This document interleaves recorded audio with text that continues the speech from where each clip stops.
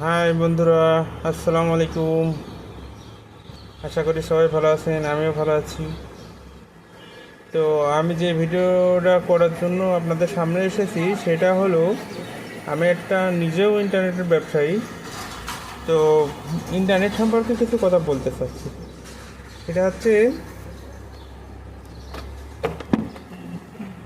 যারা নতুন ইন্টারনেট নিতে চান, ইন্টারনেট নেওয়ার পরে মনে হয় যে সারা গ্রাম যদি ওই একটা রাউটারে সিগন্যাল দিয়ে চালাতে পারতাম সবচেয়ে ভালো হতো।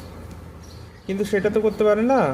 না করার ফলে ওনারা বাঁশের মাথায়, তারপরে গাছের মাথায়, তারপরে টিনের চালের উপরে মানে রাউটার থুয়ে একটু দূরে নিয়ে যাওয়ার চেষ্টা করে। কিন্তু একটা জিনিস বলতে হবে যে ইনডোর রাউটার আর আউটডোর রাউটারের ভিতরে অনেক পার্থক্য রয়েছে। সেটা হচ্ছে, ইনডোর হচ্ছে ঘরের ভিতরে থাকবে রাউটার, আর বাইরে থাকবে হচ্ছে আউটডোর রাউটারগুলো। সেগুলো অনেক টাকা দাম। এটা রোদ বৃষ্টিতেও কিছু হবে না, বাস করলেও কিছু হবে না। কিন্তু ইনডোর রাউটারগুলো যদি বাইরে লাগাই তাহলে সেখানে দুই তিনটে প্রবলেম হতে পারে। সেটা হচ্ছে, রাউটারের টেম্পারেচার বেড়ে যেতে পারে, অন্য টেম্পারেচার বেড়ে যেতে পারে। আর এখন বৈশাখ মাসে যে গরম পড়ে, এই গরমে রাউটার অন্য নষ্ট হয়ে যেতে পারে।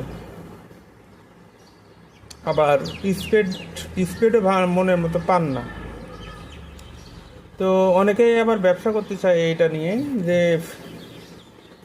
আহ, এই রাউটার অন্য লাগায় সবার কাছে 150 টাকা 100 টাকা নিয়ে এটা চালাবো। কিন্তু আসলে সমস্যা আছে, ও নিজের পায়ে নিজেই কুড়াল মারে, যে ওইটা কিছুদিন পর চলার পরে ওই রাউটার অন্য ফেলে দিতে হয়। তো সেক্ষেত্রে সবারই লস। তো সবাইকে বলবো যে এই কাজটা যেন কখনোই করবেন না, যে রাউটার অন্য উপরে বাঁশের মাথায়। আর এখন যে বজ্রপাত আসছে, সবসময় বৃষ্টির সময় বজ্রপাত হলে মানে দুটোই ফেলে দিতে হবে।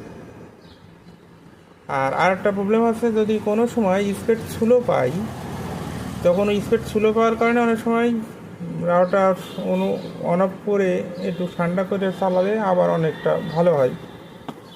হ্যাঁ, সেইটা একটু মনে রাখবেন। তো সবাইকে ধন্যবাদ, আসসালামু আলাইকুম।